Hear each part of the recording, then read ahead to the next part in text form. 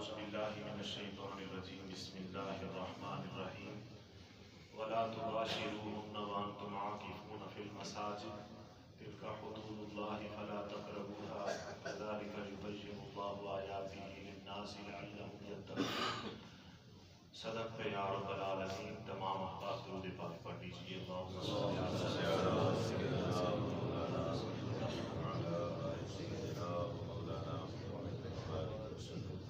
الصلاۃ والسلام علیک یا سیدی یا رسول اللہ وعلی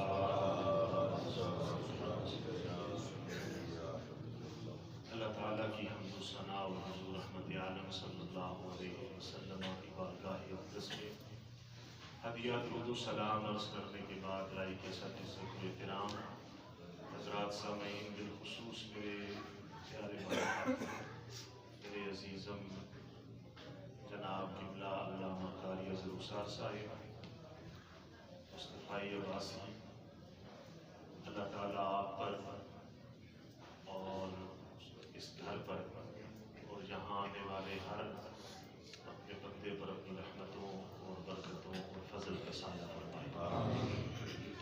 ایک نشست ہماری ہو چکی ہے فضائل اعتکاف کے حوالہ سے. آج مسائل اعتکاف کے حوالہ سے کچھ باتیں عرض کرنی ہیں. اللہ تعالیٰ میری زبان پر کلمۃ الحق. سورۃ البقرہ کی ایک آیت کا ایک مختصر حصہ تلاوت کیا ہے. یہ آیت ویسے تو بڑی آیت ہے.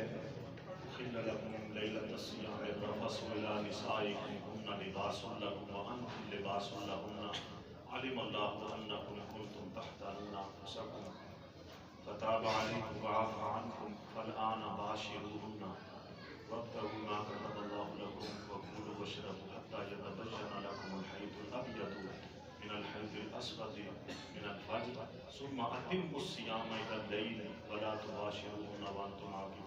یہ روزے کی مسائل پر یہ پوری جو آیت ہے اللہ نے اس میں جب رمضان پہلی دفعہ 2 ہجری کو حضور جب مکہ سے مدینہ تشریف لے گئے تو دوسرے سال رمضان فرض ہوا تو اس کی جو احکامات تھے وہ تھوڑے جو ہے وہ الگ تھے. نیا رمضان شریف فرض ہو رہا تھا تو جب افطاری ہوتی تھی مغرب کے وقت تو عشاء کے وقت تک جو ہے یہ ٹائم دیا جاتا تھا اور عشاء کے بعد پھر فوراً روزہ رکھ لیا جاتا تھا. رات بھر جو ہے روزہ اور پھر دن بھر بھی روزہ. مغرب سے عشاء تک کا وقت ہوتا تھا جس میں کھانا پینا جو ہے وہ جائز تھا. تو پھر بعد میں صحابہ کرام رضوان اللہ علیہم اجمعین جس میں حضرت سلمہ بن قیس رضی اللہ تعالیٰ عنہ محنت مزدوری کرتے تھے، تھکے ہارے گھر آئے، بیوی سے کہا کہ افطاری کے لیے انہوں نے کھانا بنانا شروع کیا. ان کی آنکھ لگ گئی تو شرط یہ تھی کہ مغرب سے عشاء تک اس کے لیے افطاری ہے کہ جو جاگ رہا ہے، جو سو جائے گا تو پھر جب اٹھے گا تو پھر اس پر کھانا پینا جو ہے وہ بند کر دیا جائے گا، وہ پھر روزے سے ہوگا. تو یہ جب آئے تو ان لیٹے آنکھ لگ گئی، تھکے تھے. تو جب ان کی بیوی نے انہیں اٹھایا تو اب انہوں نے کہا کہ میں روزہ سے ہوں، میں نے تو اب کھانا پینا نہیں ہے کیونکہ حکم اس طرح سے. تو دوسرا دن جب چڑھا، سورج چڑھا، دن ہوا، محنت مزدوری پھر کرنے لگے تو عصر کے ٹائم آ کر اس سے پہلے کہیں اتنی بھوک اور پیاس اور کمزوری کی وجہ سے یہ بے ہوش ہو گئے. تو جب بے ہوش ہوئے تو یہ کیس جو ہے یہ بارگاہ مصطفیٰ میں پہنچ گیا. اور ادھر ایک اور بھی مسئلہ چل پڑا. کچھ صحابہ کرام رضوان اللہ علیہم اجمعین سے رات کے کسی پہر مباشرت کا ایک سلسلہ ہو گیا تو یہ کیس بھی بارگاہ مصطفیٰ میں پہنچ گیا. تو اب چونکہ مباشرت سے بھی منع کر دیا گیا تھا، مغرب سے عشاء تک کی جو معاملات تھے تو اس کے بعد پھر روزہ. تو یہ یکے بعد دیگرے جو ہے نا بہت سارے پہلو جمع ہوتے رہے. تو جب صحابہ کرام کی اور حضور علیہ السلام کے آپس میں وہ جب لوگ آتے اور کہتے یا رسول اللہ مجھ سے تو یہ ہو گیا، وہ بے ہوشی کی عالم میں ایک صحابی کو دیکھا تو رب تعالیٰ نے پھر یہ پوری آیت نازل فرمائی، اور یہ ہے نا خیط الابیض من الخیط الاسود من الفجر، سفیدی کا ڈورا سیاہی کا ڈورا، جب سفیدی کا ڈورا سیاہی پر غالب آ جائے تو وہ صبح صادق ہوتی ہے، اور جب سیاہی کا ڈورا سفیدی کے ڈورے پر غالب آ جائے تو وہ شام مغرب کا ٹائم ہوتا ہے۔ اور ثم اتم الصیام الی اللیل سے مراد یہ ہے کہ رات بھر تک اپنا روزہ جو ہے یہ پورا کرو، رات بھر تک روزہ پورا کرو، یعنی فجر سے لے کر مغرب تک جو ہے رات کے آنے تک جو ہے اپنے روزے کو کیا کرو، ثم اتم الصیام الی اللیل۔ یہ چیزیں تو پھر جہاں پہ اللہ نے فرمایا کہ محبوب مغرب سے لے کر صبح صادق تک ہم نے چھوٹ دے دی ہے، کھائیں پی کلو واشربوا رزق اللہ، تو ان کی وجہ سے اس ایک صحابی کی وجہ سے اللہ نے اپنا سارا اصول بدل دیا۔ یہ اس لیے اصول نہیں بدلا کہ اللہ اس کو دیکھ رہا تھا، اللہ اپنا رسول بدل کر دیکھ کر کبھی کبھی اپنا اصول بدل دیتا ہے۔ رب نے اپنے رسول کی وجہ سے اصول بدلا دیا، فرمایا کہ محبوب اب آپ کی امت پریشان ہے، تکلیف میں ہے، تو ہم اپنا اصول بدل دیتے ہیں۔ اللہ نے وہ جو تھوڑا وقت تھا اس کو پھر بڑھا دیا، فجر تک کر دیا۔ تو آگے جو آیت ہے وَلَا تُبَاشِرُونَ وَأَنْتُمْ عَاكِفُونَ فِي الْمَسَاجِدِ، کہ اب فرمایا کہ جو معتکف ہوتا ہے، اعتکاف بیٹھنے والا شخص، اس کے لیے فرمایا کہ اب اس کے لیے رات میں بھی مباشرت کرنا یہ حرام کر دیا، کہ وہ رات میں بھی مباشرت نہیں کر سکتا۔ ویسے عام روزہ دار کے لیے حکم ہے کہ وہ رات میں کسی وقت بھی وہ اپنی زوجہ کے ساتھ مباشرت کر سکتا ہے۔ اللہ تو کھلی کھلی باتیں کرتا ہے نا، اللہ نہیں شرماتا۔ کذالک یبین اللہ آیاتہ للناس، اللہ کہتا ہے ہم کھل کر بیان کرتے ہیں تاکہ لعلہم یتقون، تمہیں پرہیزگاری مل جائے، تمہیں تقوی نصیب ہو جائے۔ تو اب سوال یہ پیدا ہوتا ہے کہ وَلَا تُبَاشِرُونَ وَأَنْتُمْ عَاكِفُونَ فِي الْمَسَاجِدِ، یہ جو نقطہ ہے اس پر میں نے بڑی تحقیق کی ہے۔ فضائل اعتکاف میں جو میں نے آیت پڑھی تھی وہ یہ تھی وَعَاهِدْنَا إِلَىٰ إِبْرَاهِيمَ وَإِسْمَاعِيلَ أَن طَهِّرَ بَيْتِيَ لِلطَّائِفِينَ وَالْعَاكِفِينَ وَالرُّكَّعِ السُّجُودِ، اللہ نے فرمایا کہ میرے گھر کو صاف کرو، کس کے لیے؟ طواف کرنے والوں کے لیے، اعتکاف کرنے والوں کے لیے، رکوع اور سجود کرنے والوں کے لیے۔ اس کا مطلب ہے اعتکاف مرد ہمیشہ مسجد میں ہی بیٹھتے ہیں، ایسے ہی ہے یا نہیں ہے؟ لیکن اللہ نے تو نہیں فرمایا مردوں کے لیے، اللہ نے یہ مطلق تو نہیں کہا کہ مرد بیٹھیں گے۔ اور اس آیت کے اندر بھی اللہ فرمایا وَلَا تُبَاشِرُونَ وَأَنْتُمْ عَاكِفُونَ فِي الْمَسَاجِدِ، مباشرت نہیں کرنا جب تم اعتکاف بیٹھے ہو اللہ کے گھر میں۔ بڑا اہم سوال ہے، اب یہاں پر سوچ سکتے ہیں ہم، میں اور آپ، کہ مسجد میں بیٹھا ہوا شخص مباشرت کیسے کرے گا؟ اس کا مطلب ہے کہ کوئی دور تھا کہ جس میں عورتوں کو بھی مسجد میں اعتکاف کرنے کا حکم تھا۔ رسول اللہ صلی اللہ علیہ وسلم کی ازواج مطہرات مسجد نبوی میں اعتکاف کرتی تھیں۔ مرد و عورتوں کو حکم تھا کہ بلا اعتکاف کرو، والعاکفین، عاکفینا کا جو لفظ جو صیغہ اللہ نے استعمال فرمایا یہ جمع کا صیغہ ہے، اس میں مردوں کے لیے صرف یہ نہیں فرمایا کہ مرد جو ہیں وہ بیٹھیں گے اعتکاف اور عورتیں نہیں بیٹھیں گی۔ اہل حدیث جو ہیں وہ جو کہتے ہیں، وہ جو رسول اللہ کے اس دور کو فالو کرتے ہیں کہ جس میں ازواج مطہرات رسول اللہ صلی اللہ علیہ وسلم بھی مسجد میں اعتکاف کیا کرتی تھی، وہ روایت آج بھی وہ جو ہے اس پر وہ چلتے ہیں، اسی روایت کو لے کر وہ آج بھی اپنی خواتین کو مسجد میں اعتکاف کرواتے ہیں۔ احناف کے نزدیک حکم ہے کہ جہاں عورت نماز پڑھتی ہے گھر کے اندر بیت مسجد میں، اس کو چاہیے کہ وہ وہیں پر اعتکاف کرے۔ کیا وجہ ہے کہ عورت کو گھر میں اعتکاف کرنے کا حکم دیا گیا. مرد مسجد میں بیٹھے، عورت گھر میں بیٹھے. اب تو وہ مسئلہ ہی نہیں نا، وَلَا تُبَاشِرُوهُنَّ وَأَنْتُمْ عَاكِفُونَ. اللہ بھی کیسی کیسی آزمائشیں ڈالتا ہے بندے پر. آپ غور کریں. طواف کر رہے ہیں بندہ، لِلطَّائِفِينَ، یہ بھی جمع کا صیغہ ہے. طواف کرنے والے کے لیے یہ نہیں فرمایا کہ مرد طواف کر لیں تو پھر عورتیں طواف کریں گی.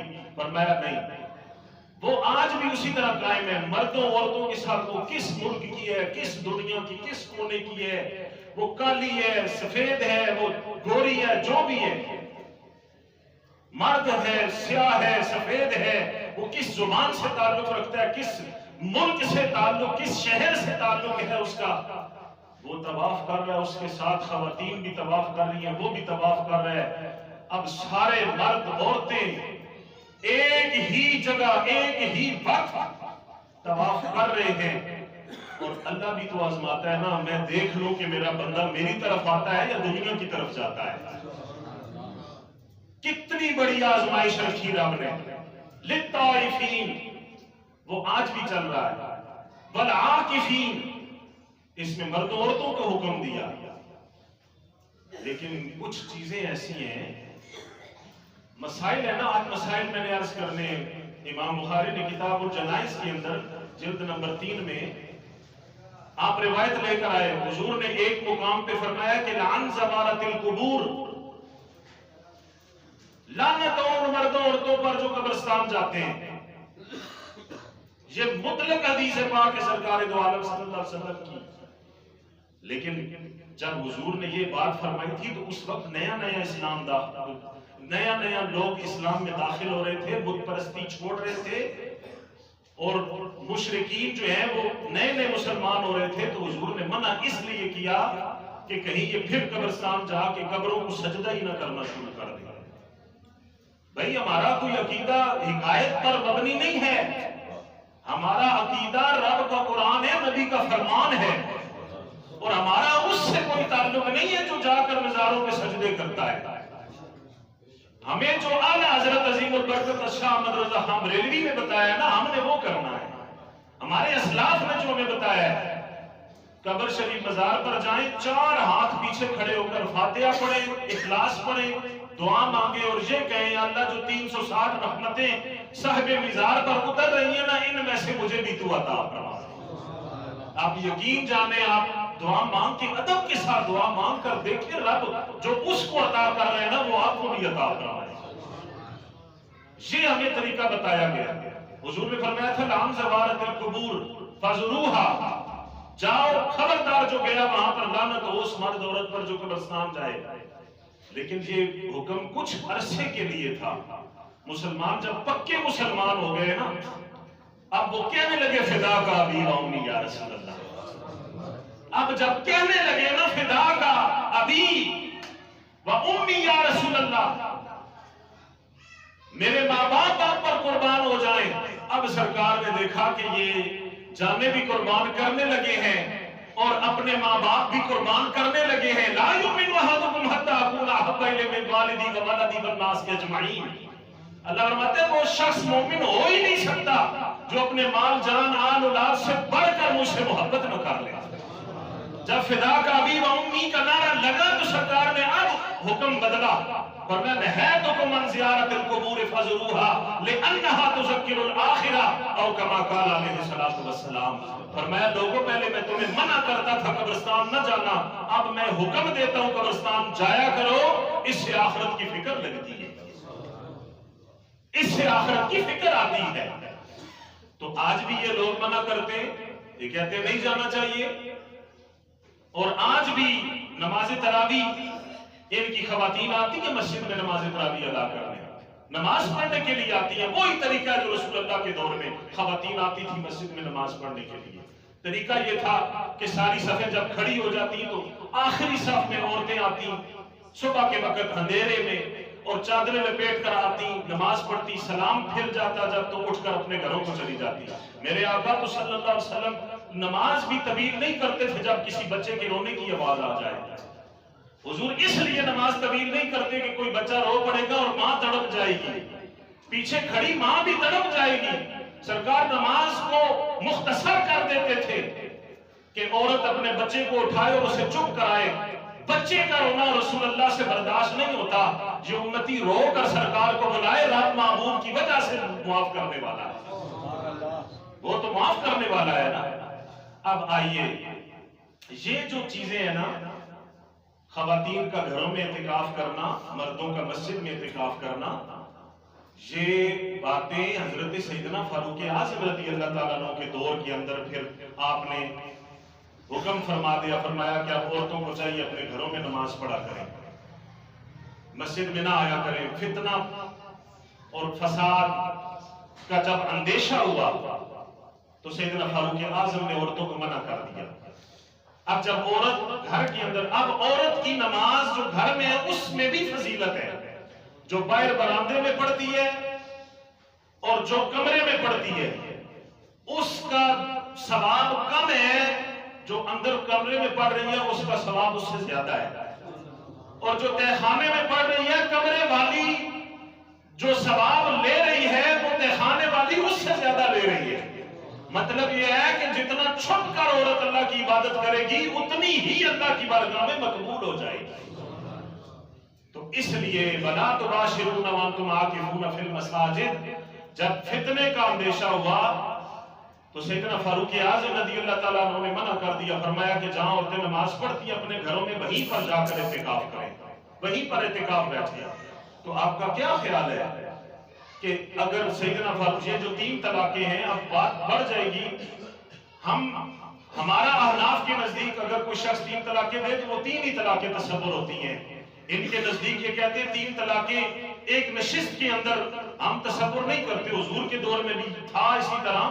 سیدنا فاروق اعظم رضی اللہ تعالیٰ عنہ کے دور کے اندر آپ نے فرمایا آپ کوئی 3 طلاقیں دے گا تو وہ 3 ہی گنی جائیں گی، وہ 1 طلاق نہیں گنی جائے گی. کیونکہ عرب کی لغت کے اندر ان کی وہ زبان ایسی تھی، وہ ایک بات کو 3 دفعہ کہتے تھے.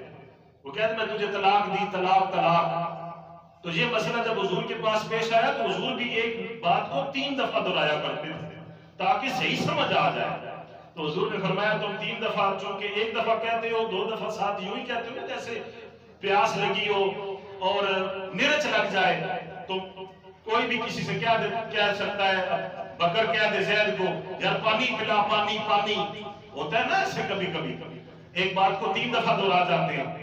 تو اس کو لے کر وہ کہتے ہیں کہ طلاق ایک ہی ہوتی ہے. لیکن سیدنا فاروق اعظم رضی اللہ تعالیٰ فرمایا اب اس طرح نہیں ہوگا بھائی، جو 3 طلاقیں دے گا وہ 3 ہی طلاقیں تصور کی جائیں گی. اس لیے علیکم بسنتی وسنت الخلفاء الراشدین المہدیین. حضور فرماتے ہیں کہ ایک میری سنت ہے اور ایک میری ہدایت یافتہ صحابہ کی سنت ہے، ان شیخین کی سنت ہے، خلفاء راشدین المہدیین کی ہدایت یافتہ خلفاء کی سنت ہے. فرمایا میری سنت کو بھی مضبوطی سے پکڑ لو اور میرے ان صحابہ کی سنت کو بھی مضبوطی سے پکڑ لو. ہم تو وہ لوگ ہیں جو سنت ابو بکر صدیق والے ہیں، سنت فاروق اعظم والے ہیں، سنت عثمان غنی والے ہیں، سنت مولا علی والے ہیں. اور آج ویسے بھی 19واں روزہ ہے اور حضرت مولا علی پاک کو پہلی ضرب لگی تھی، وہ جو حملہ ہوا، اور پھر 21 رمضان کو شہادت بھی ہے. تو آج کل تو مسئلہ ہی کوئی نہیں نا جی.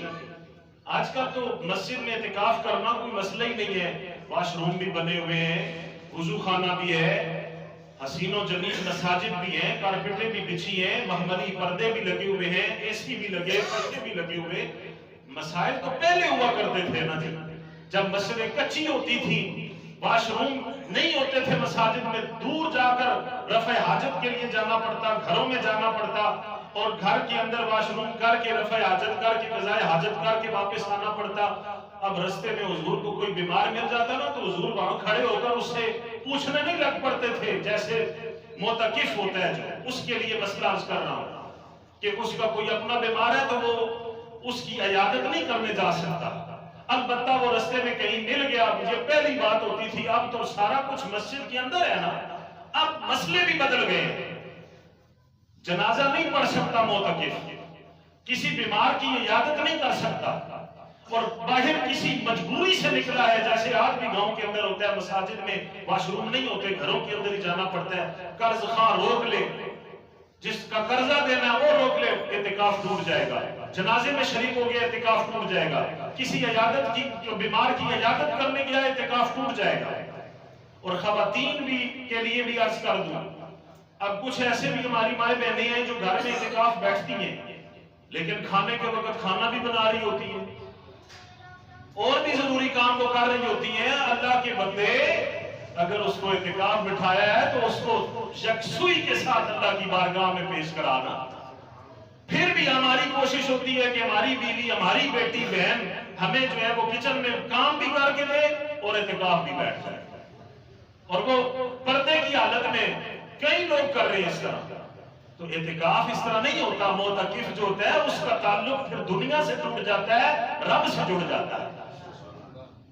اکثر اوقات یہ بھی بات سننے کو ملتی ہے کہ مساجد کے اندر معتکف لڑ پڑتے ہیں، آپس میں جھگڑ پڑتے ہیں، گالم گلوچ ہوتی ہے۔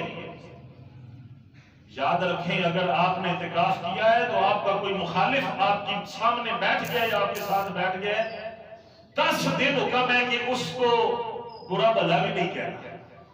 ادھر تو جناب ٹائم پاس کرنے کے لیے چغلیاں ہو رہی ہوتی ہیں، چغلخوریاں ہو رہی ہوتی ہیں، بیٹھ کر چغلی لگا رہے ہیں، کچھ غیبتیں کر رہے ہیں، بہتان لگا رہے ہیں، الزام لگا رہے ہیں۔ آپ یقین جانیں اس اعتکاف کا کوئی فائدہ نہیں، وہ 10 دن آپ ضائع کر رہے ہیں۔ اعتکاف بیٹھنا ہے تو صرف قرآن پڑھنا ہے، جاگنا ہے، عبادت کرنی ہے۔ ٹھیک ہے اگر آپ قرآن تھک گئے بند کر دیں، اللہ بھی نہیں چاہتا کہ کوئی سستی سے میری عبادت کرے، اللہ تو یہ بھی نہیں چاہتا کہ کوئی سست ہو جائے اور ہاتھ اٹھائے سستی کی وجہ سے دعا مانگے، نہیں۔ فرمایا ہم سست بندے کو تو پسند ہی نہیں کرتے، ہاں سستی ہے تو سو جاؤ، بھوک لگی ہے تو کھا لو، قضائے حاجت ہے تو کر لو۔ ہماری بارگاہ میں جب پیش ہو تو اس طرح پیش ہو کہ ہم تمہیں پسند کریں، تم ہمیں پسند کرو۔ چغل خوری، غیبت، بہتان، الزام، جھگڑا، لڑائی، یہ ساری چیزیں اعتکاف میں جب بندہ بیٹھ جائے معتکف کے لیے حرام ہو جاتی ہیں، حرام ہے یہ ساری چیزیں۔ اور وضو کی جگہ بیٹھ کر وقت ضائع کرنا، واش روم میں وقت ضائع کرنا، سگریٹ نوشی اور یہ جو نسوار ہے، موبائل ہے، یہ چیزیں خبیث ہیں، یہ خبائث میں گنی جاتی ہیں، ان سے پرہیز کرنا ہے۔ البتہ یہ ہے کہ اگر آپ نے کوئی ایسا معاملہ کرنا ہے، یہ ہے نسوار کا عادی شخص جو ہے، سگریٹ والے سے تو میں کہتے ہی نہیں ہوں، اس کو تو منع ہے کہ مسجد میں گندگی پھیلے گی، دھواں آئے گا۔ انبیاء کا اور صوفیاء کا طریقہ پتہ ہے کیا تھا؟ حضرت کا طریقہ کیا تھا؟ وہ مسجد میں پہلے دیے ہوا کرتے تھے نا، مٹی کا دیا، اس کو وہ باہر لے کر جاتے تھے جلانے کے لیے کہ اس کے دھوئیں سے مسجد میں بدبو پھیلے گی، وہ باہر سے جلا کر اندر لایا کرتے تھے۔ ایک دیے کا دھواں اگر وہ مسجد میں بدبو پھیلاتا ہے تو سگریٹ کی بدبو کتنی ہوتی ہے جی۔ البتہ یہ ہے کہ وہ نسوار ڈالنے والا وہ ادھر ہی کہیں رکھے، تھوڑی سی دیر کے لیے استعمال کرے اور پھینکے، اس کو پھر آ جائے۔ اس خیمہ کیوں لگوایا جاتا ہے؟ اللہ یوں بھی کہہ سکتا تھا نا کہ اعتکاف کرو، اب حضور علیہ السلام خیمہ نہ لگواتے، بستر نہ بچھواتے۔ یہ بستر کیوں بچھوایا گیا؟ خیمہ کیوں لگوایا گیا؟ خیمہ اس لیے لگوایا گیا کہ بندے کو صحیح اس اعتکاف کا معنی پتہ چل جائے کہ میں اس 4 دیواری کے اندر جس میں بیٹھا ہوں اللہ کو یاد کر رہا ہوں، میں نے اسی شیپ کی ایک قبر بھی ہے جس میں جانا ہے۔ میں نے تصور کرے نا، آخرت کی طرف تصور کرے۔ وہ جو چادر لگا کر اس نے ایک چھوٹا سا کمرہ تیار کیا ہے نا، یہ حقیقت میں یہ قبر کا نقشہ پیش کر رہا ہے۔ اور بستر جو لگایا جاتا ہے یہ اس لیے لگایا جاتا ہے، یا اللہ اپنے گھر میں یہ معمولی سا بستر تمہیں لگانے دیا ہے نا، جب قبر میں جاؤں تو ایسا جنتی بستر میرے لیے لگا دے۔ فَافْرِشُوا فِي الْجَنَّةِ وَالْبِسُوا فِي الْجَنَّةِ۔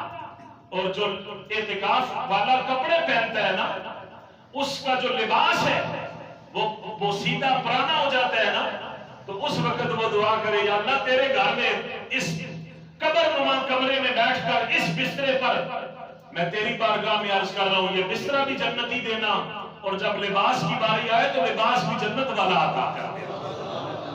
اور مسجد میں کتنی خوشبوئیں ہوتی ہیں، تو اس وقت اگر قبر کے اندر جنت کی خوشبوئیں آ جائیں تو میں کہتا ہوں کہ حضور فرماتے مل میت فی القبر الا کالغریق المتغمس فی البحر ينتظر دعوة فاذا تلحقه من اب او ام او اخ او صدیق فاذا لحق دکان حب الیہ من الدنیا وما فیہا۔ مرنے والا ڈوبنے والے کی طرح ہوتا ہے اور اسے ایک ہی چیز کا انتظار ہوتا ہے، اپنے ماں باپ بہن بھائی رشتہ دار اقربا دوست یار ان کی دعاؤں کا انتظار کرتا ہے وہ، اور جب دعائیں اسے قبر میں پہنچتی ہیں، قبر میں اس کے لیے اس قبر کے اندر روشنی آتی ہے، جنت کا بستر لگتا ہے، جنت کا لباس پہنایا جاتا ہے، جنت کی خوشبوؤں سے قبر کو معطر کیا جاتا ہے۔ حضور فرماتے فائزہ لاحقتہ کان احب الیہ من الدنیا وما فیہا، اس وقت وہ اللہ کی بارگاہ میں کہتا ہے یا اللہ یہ جو ماحول تو نے مجھے یہاں دیا ہے یہ دنیا اور دنیا کی ہر چیز سے زیادہ مجھے اس سے محبت ہو گئی۔ اللہ اکبر۔ اور بستر لگانے کی دوسری وجہ یہ ہوتی ہے کہ معتکف کو چاہیے کہ وہ آگے پیچھے جا کر لیٹ کر سو نہ جائے۔ ہوتا ہے نا اکثر معتکف جو ہے اپنے کمرے سے نکل کر کبھی ادھر سو رہا ہے کبھی ادھر سو رہا ہے کبھی فلاں جگہ سو رہا ہے جی کبھی مسجد کی اس حصے میں سو رہا ہے۔ نہیں بھائی نہیں، مسجد کا تقدس ہے، اس کا خیال کرنا ہے۔ سونا ہے تو اپنے کمرے میں آ کر سونا، اپنے بستر پر آ کر سونا۔ اس میں بہت بڑی خاص بات اب مسئلہ عرض کرنے لگا ہوں، احتلام ہو جائے تو بندہ جب سو رہا ہو تو اسے کیا پتا کہ میں کہاں پڑا ہوں جی؟ احتلام تو کسی جگہ بھی ہو سکتا ہے نا، روزہ نہیں ٹوٹتا احتلام سے، اور احتلام سے اعتکاف بھی نہیں ٹوٹتا۔ لیکن اگر آپ یوں اس مسجد کی دری پر کارپٹ پر سو رہے ہیں، احتلام ہو گیا، اس کے ساتھ لگ گیا، اگر نجاست لگ گئی تو آپ کا کیا خیال ہے یہ پوری مسجد ناپاک ہو گئی یا نہیں ہو گئی؟ ہوتی ہے نا جی، آپ سارے ذمہ دار لوگ بیٹھے ہیں۔ اس طرح نہیں ہے کہ یہاں لگا تو وہ جگہ پاک ہے یہ جگہ ناپاک ہے، اس طرح نہیں ہوتا۔ یہ اگر ایک ہی جنس ہے نا، اس میں کوئی ٹکڑے نہیں ہیں تو پھر ایک جگہ پر لگایا تو ساری کارپیٹ پلیت ہو گئی ہے۔ اس لیے معتکف کے لیے ضروری ہے کہ وہ جب بھی آرام کرے وہ اپنے کمرے میں اپنے بستر پر آرام کرے۔ احتلام کی وجہ سے اگر اس کا بستر پر وہ نجاست لگی تو بستر پلیت ہوگا اور پھر اس کو پاک کرنے کے لیے دوسرا بستر منگوایا جائے تاکہ پاک بستر پر بیٹھ کر وہ اللہ کے پاک کلام کی تلاوت کر سکے۔ یہ مسائل ہیں مساجد کے، اعتکاف کرنے والوں کے، مسجد کی چیزوں کا خیال کرنا، بے جا پنکھے کے بٹن دبانا، لائٹیں لگانا اور کوئی بھی چیز بے جا بے وقت فضولیات میں پڑے رہنا، مسجد کی کسی چیز کو خراب نہ کریں، اس کی کسی چیز کو مت ہلائیں۔ آپ کا جو مقصد ہے وہ یہ ہے کہ آپ اعتکاف کیے ہوئے ہیں، اللہ کی بارگاہ میں دعا مانگے یا اللہ ہمارے گناہ معاف فرما۔ بس مسجد کے اور حدود ہیں، وضو والی جگہ اونچی اونچی باتیں کرنا نہیں۔ آپ اللہ کے گھر میں بیٹھیں، جو وقت آپ کو ملے اپنے کمرے میں بیٹھ کر کوئی دینی بات کریں، کوئی دینی کتاب پڑھیں، کوئی مسئلے پڑھیں، مسائل پڑھیں اعتکاف کے حوالے سے۔ بہت سارے اعتکاف کے معتکف کے جو ہیں وہ مسائل ہیں۔ کوئی شخص اگر اپنا اعتکاف پورا کر جاتا ہے نا، یقین جانے 10 دن اگر وہ کر گیا، اللہ اسے 2 حج بھی دیتا ہے، 2 عمرے بھی دیتا ہے، اور خندقوں جو خندق ہوتی ہے جہنم اور اس کے درمیان 3 خندقوں کے فاصلے پر اللہ تعالیٰ اسے حکم دیتا ہے کہ جا تو جنت میں داخل ہو جا۔